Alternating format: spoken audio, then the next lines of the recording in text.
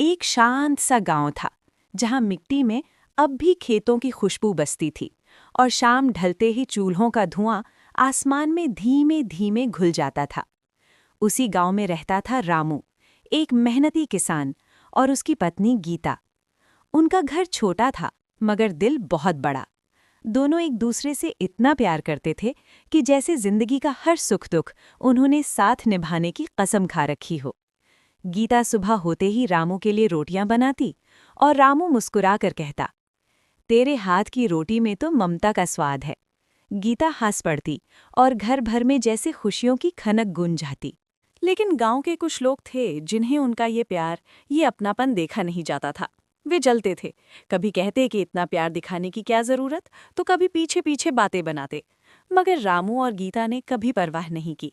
उनके लिए तो बस एक दूसरे की मुस्कान ही दुनिया थी। फिर एक दिन उनके घर में खुशियों की सबसे मीठी बस्तक हुई। एक प्यारी सी बेटी ने जन्म लिया, गोरी सी, नन्हे नन्हे हाथ पैर और आंखों में जैसे पूरा आसमान बस गया हो। उन्होंने उसका नाम रखा चांदनी। गरीबी थी मगर उनके दिल में अमीरी की कोई कमी नहीं थी। रामू दिन रात खेतों में मेहनत करता और गीता अपनी बेटी को गोद में लेकर लोरियां गाती। जब चांदनी हंसती तो लगता जैसे घर की दीवारें भी मुस्कुरा उठती हों।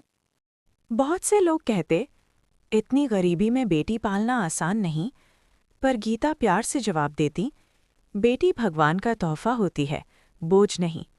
वे उसे नया नया खिलौना नहीं दे सके, मगर कहानियों का खजाना जरूर दिया। नए कपड़े नहीं दे पाए, मगर प्यार की गर्मी हमेशा उसके साथ रही।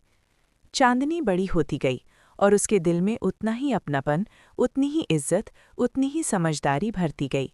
धीरे धीरे वही पड़ोसी जो कभी जलते थे, अब देखकर हैरान होते कि कैसे इतनी सादगी में भी इतनी खुशियां हो सकती हैं। उन्होंने समझना शुरू किया कि अमीरी पैसों से नहीं, रिश्तों से होती है।